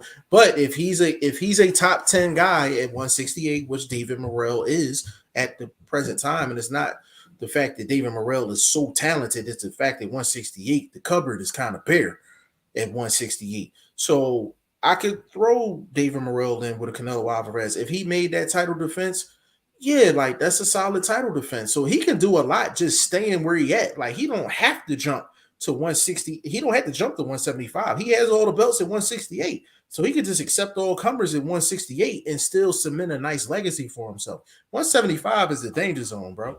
It's a danger zone for him. Even Joe Smith are getting some problems. Facts. Joe Smith right now gives Canelo problems right now because Joe Smith be putting in that work. He be putting in that work. Canelo ain't gonna be able to rest. He gonna have to fight off the back foot against Joe. You better believe that. You better believe that. Chris G, I heard behind the scenes that Lionel Thompson took the fight with David Morrell and they changed their minds and went to someone else. They only offered Lonnie B 50 G's for it. From what I know about that situation, Chris G, that is true, but it is some other business factors why they walked on that fight. I had to hit your phone off camera for that. It says so basically David Morrell ducked Lonnie B. Not technically. Like I said, there was some other stuff going on in that situation where, you know, that fight didn't happen. Edwin said vlog. I thought, never mind. Bro, he's breaking faces out here. Look up the force that it takes for that. Beterbiev has been dropped. Canelo has eaten Triple G and Kovalev, who just KO'd Yard hardest shots. So, firstly, I never said Beterbiev hasn't been dropped. I didn't say that. That was my fault. I thought he said Beterbiev. Bivol hasn't been dropped. And Bivol hasn't been dropped. In terms of Canelo taking Kovalev's hardest shot, he took Kovalev's hardest shot. Kovalev had no rehydration whatsoever. He come off a hard yard fight, a knockout loss to Alida Alvarez, all in close proximity, a court case for some harassment. Hold on. Is them teardrops in that comment? Yeah. Oh shit! I'm going to say Kovalev isn't Beterbiev or Bivol. Beterbiev hits harder than Kovalev. That's a fact. Beterbiev beat Kovalev twice in the amateurs. Chris G Said yes, they do. The LDBC, like Boxing Eagle, says European Tour. Also, Dante's Boxing Nation says European Tour all the time. Chris G, I'm not saying that that's not true. They But stole over it from here, me. the thing is, I can't say whether they stole it or not because I don't know what they do. Like, I don't know what they do. I don't know what Dante's I've Boxing Nation does. personally, I've never watched none of those That's what I'm saying. channels I've before. never. The last time I watched a Boxing Eagle video was back when he had my man on there all the time. I remember like that had been maybe about 5-6 years ago. He had a dude on there. He was interviewing all the time, and the dude was like he wanted to spar Spence, and that's how he kind of got his popularity. But the last time I watched a Boxing Eagle video had been about maybe about 5-6 years ago. And But Dante's Boxing Nation, the in last time I terms of seen him, hold on a second. The last time I seen a Dante's Boxing Nation video was when we was in the same building when we interviewed Jesse. That's the last time I've seen or heard of a Dante's Boxing Nation video. So I'm not saying that they don't say it. I'm just saying they not on our radar for us to say the whether first they. time I ever heard it, and to be honest, when Blunt said it, it sounded pretty authentic. I've never heard them say it, but I know for a fact. I know Blunt ain't watched no Boxing Eagle video and stole one of his lines. I can tell you. You know, goddamn well. Ever since I've been doing this YouTube shit, bro, you the only motherfucker I ever fuck with, bro. I've never been on that thing with all of these other dudes. I've been tapping in because some of these dudes fuck with us. Stay ready, L-Dub. So salute to my guys. But these other guys that are quote unquote more mainstream or more known, I don't know them. So I ain't stolen. Yeah, Chris G, we gonna have to take your word for it, bro. That shit original over here, man. Yeah. Edwin said it's part of the haters' vocabulary, Shane. What you mean? The guys he didn't stop. Smith shelled up because he felt the power in those shots. Jacobs was a good fight. Canelo displayed incredible head movement. What does that matter? Kovalev signed a contract knowing that. I'm just telling you that what you're saying doesn't apply. Though the circumstances that applied for Kovalev won't apply for Bivol or Beterbiev, because Bivol and Beterbiev are, for one, they're not coming off a knockout, and for two, they, especially Beterbiev has more power than Kovalev. Beterbiev has way more power than Kovalev. It's not even close, bro. Beterbiev has 100% knockout ratio.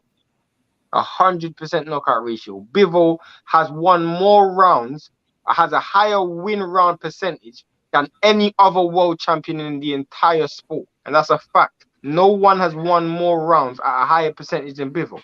That's a fact. Yeah, it's just, but those are the two guys that Canelo's going to knock out. That's why I'm saying, like, there's facts that we can put behind this to prove it's kind of hard to believe that Canelo will be able to do that. Bro, we're not saying that. We're not saying that he can't. I'm just saying he going to have to show me. He going to have to show me. Say this, bro. We might as well just say Bivol can, Canelo can beat Fury, bro. He can knock out Fury and beat Fury. Might as well say that. I'm not even gonna lie, bro. We might, because we're just Canelo can beat Tyson Fury, bro. A 270-pound Tyson Fury, Canelo can beat. A 6'9" Canelo, Tyson Fury, Canelo can beat. Someone who's a foot taller than you and 100 pounds more than you, Canelo will still beat. Yeah. Chris G, they talking Benavidez versus Andre. Which I really hope that fight don't happen. I really hope that fight don't happen. So, okay, if they talking that, how they gonna do it? Who they sending where? Why wouldn't you want to see that fight, Shane? Because unfortunately, bro, Andrade's gonna lose that fight. And he's going to lose that fight because he's just not big enough. Andrade is not a big 160, much less to move up to 168 and fight the biggest 160. And he's only doing that because he can't get opportunities. And it's annoying because when it's a situation with Rigondeaux, when so many people were turning down Rigondeaux at his weight class, he had to move up weight classes to get a good fight. And I don't like seeing that. Bro, that's not going to happen, bro. He can ready fight Zach Parker, and he can ready beat Zach Parker.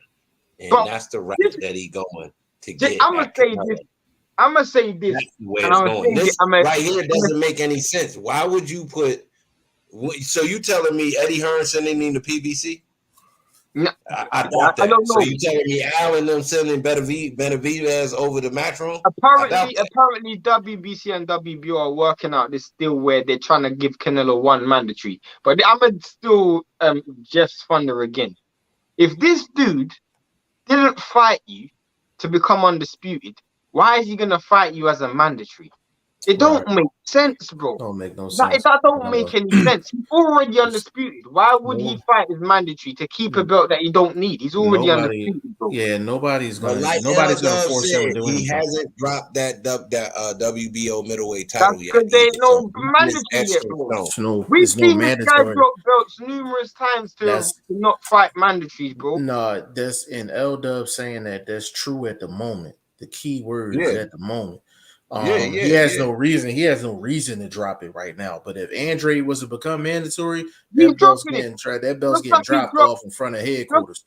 Just like that's the scenario to do the title eliminator between Zach Parker and Andre for the WBO route towards Canelo. That's correct. But that's what I'm saying. The bottom line is Andre will fight Canelo without no belt on the line. You understand what I'm saying? Like, the bottom line is he's never going to get in the ring with Canelo. I don't care what status he has. Canelo don't like the matchup. He don't like the matchup. He's not taking it. Bro, Blunt, you're not understanding what I'm saying, bro. If this dude didn't fight you for undisputed, why is he going to fight you as a man? I get it. Shane, I get it. I'm just saying that's the route that's really out there. This is some late information, and I read it. If I was Andre, bro, I would just fight. Try to fight Eubank Jr. and try and get a Golovkin fight or Murata fight. Bro, Chris, think about it this way, bro. And I told you Benavidez will win that fight off camera because I don't think, like I said, Andre is just not big enough. It's not big enough fighter. But I think it'll be a close decision, but I think he will lose. Now, imagine if Andre beats Benavidez.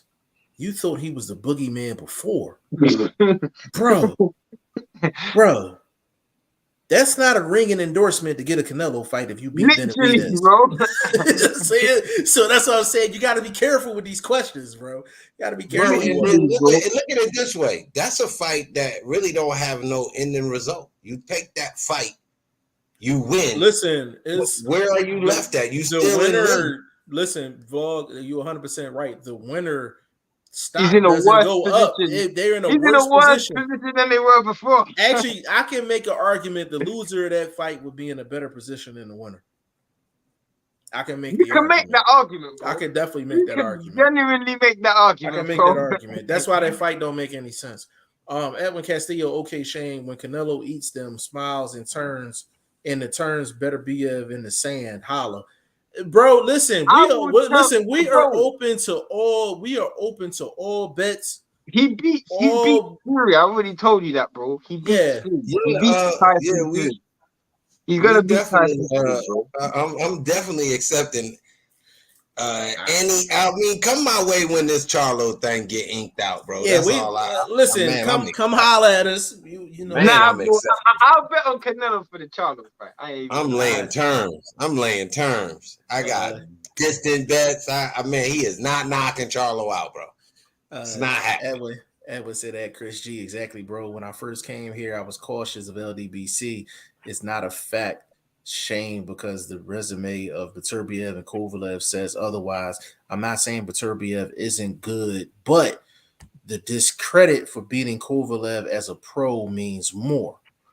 No, but firstly, the resume doesn't say the same thing because what Kovalev has on the resume is when he fought Canelo, he was knocked out. He had been knocked out clean by Alida Alvarez. When Beterbiev hasn't been knocked out by nobody. Beterbiev has 100% knockout ratio. Kovalev doesn't have that. Kovalev was also stopped by Andre Ward. So to me, bro, we've seen enough chinks. At that time, a lot of people knew that Kovalev was weak to the body. After the Andre Ward fight, we knew he was weak to the body. After the So yard hold fight, up. he knew he was weak to the Hold on. body. Let me add this. The scenario of how the fights got staggered also helped the younger man in Canelo. So Yeah. a lot of things helped him that night, bro. And y'all not really taking that into consideration when you elevate him actually going and grabbing this old dude belt who he mugged in the alleyway. Hey, Edwin, again, this is us, and I think this is why you come here.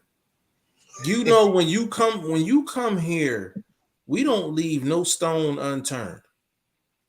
Like, where else are you gonna go that's gonna talk about the amount of time Kovalev had to get ready for that fight?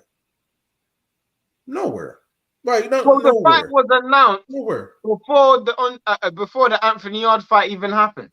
Right. So we bring up every single aspect to come up with a final analysis. That's why you come here. Like, you know what I'm saying? That's why you come here at the end of the day. Chris G, they said after Benavidez versus Lemieux and Andre versus Parker, they'll make Benavidez Andre for a WBC, WBO mandatory. Yeah. The only way that fight makes sense is unless an actual belt is on the line. Forget a mandatory. Because he's not gonna fight neither one of them. Forget the mandatory. That fight don't make no sense unless there's an actual belt on the line. So if they sign up for a mandatory spot, that's a dumbass move.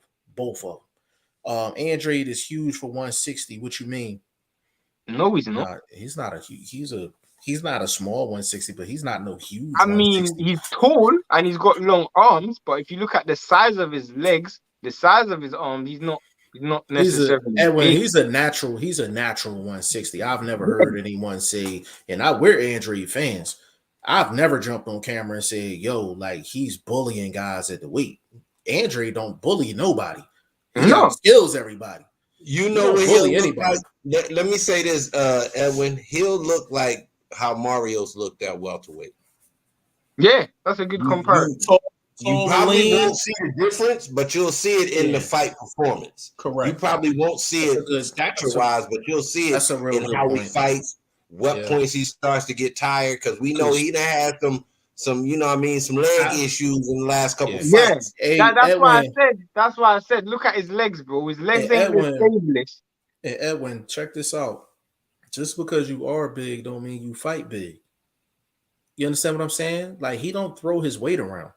So even though you may think he's a big 160, his style says, I'm a pure boxer and I'm going to show you these skills. He don't say that I'm a bully you.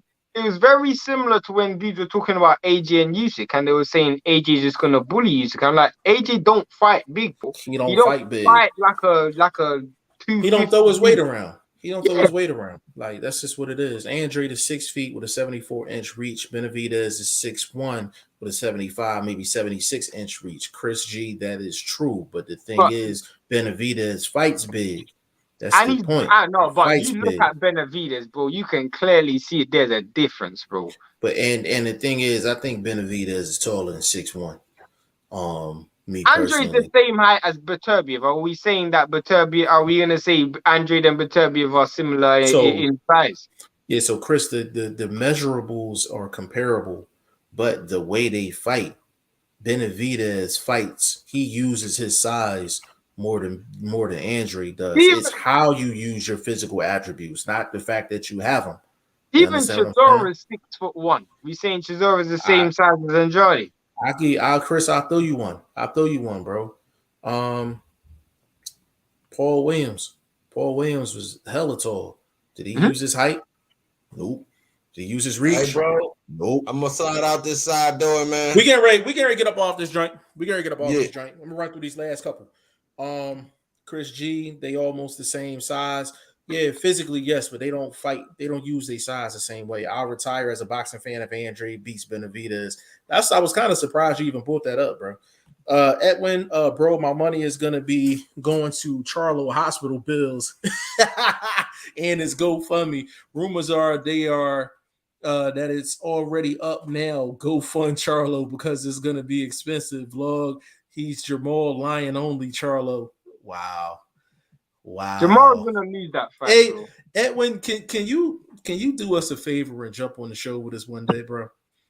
Like we would love to have you on because I I hope actually it's want to not hear. about Canelo, bro. No, I want to hear the voice that's behind the The Canelo. Canelo love. Yeah, I need to hear it. Even if you don't want to show your face, that's cool. But I need to hear it. Canelo beats Tyson Fury, bro, and I'm sticking to that. To the Listen, day I die, I'm gonna stick to that. listen, we gonna jump up off this joint, man. Almost 2 hours strong. Tomorrow, I think we need to touch on Spence Ugas that just got announced. We'll find some other stuff to talk about, but we ain't really get into that Wait, comes what around. fight is today. this Yeah, it's weekend? a Danny couple Jacobs fights. is this weekend as well. Jacobs Yeah, and Jacobs and John Ryder. MTK. They got a fight card on Friday. I think MTK got a fight card on Shoot us Friday. a link. If you can give me a link. Who's fighting? I gotta find out. I gotta look it up. Dig 'em, and L Dub just did a joint on it yesterday. I was listening to him earlier. I'll We'll, go look. We'll go Dig 'em check it and out. Dennis. That's the main event.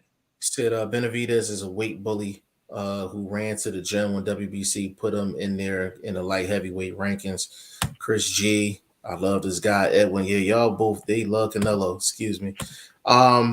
Edwin, I don't want Shane blowing a gasket. If you come on this show, Shane gonna blow a gasket. I'm telling you that now. So all I'm gonna say to Edwin is Canelo beats Tyson Fury. That's my statement for this point on. That's what I'm saying. I'm a Canelo fan. Canelo will knock Tyson Fury out clean within 3 rounds. Hey Shane, 3 rounds. Shane, give him your social media, bro. I'm Shane the number 1 on Instagram. Vlog, give it up. Boxing First, the number 1 ST vlog on Instagram. Boxing First Vlog, the way you see it on the screen, on Twitter. Tap in with me, man. I'm just all over the board trying to show love to the sport. You know what I mean? And elevate my game as I do it. Absolutely. I'm all over the place, man. Facebook, Instagram, Twitter, G5FTV, Twitch, G5FTV, website, G5FTV.com. Join the Prediction Fantasy League. $550 to the winner of the league. Congrats to Shane and Ashley for what they did Saturday. You know what I'm saying? Perfect predictions across the board. And we'll be back tomorrow. We'll talk about Spence and Ugas. We'll get more information on the MTK card going on this weekend, and we'll show Danny Jacobs and John Ryder some love as well. So on behalf of Boxing First Vlog, aka the General, aka Blunt, aka Blunt Bayless, aka Mr. 1K, and VP Shane, aka Ice Cold Shane, and G5 Jeff TV, aka G5, aka 5, aka the Guru, on behalf of the staff. This is episode 56 of the Goodfellas podcast. We will see you guys tomorrow.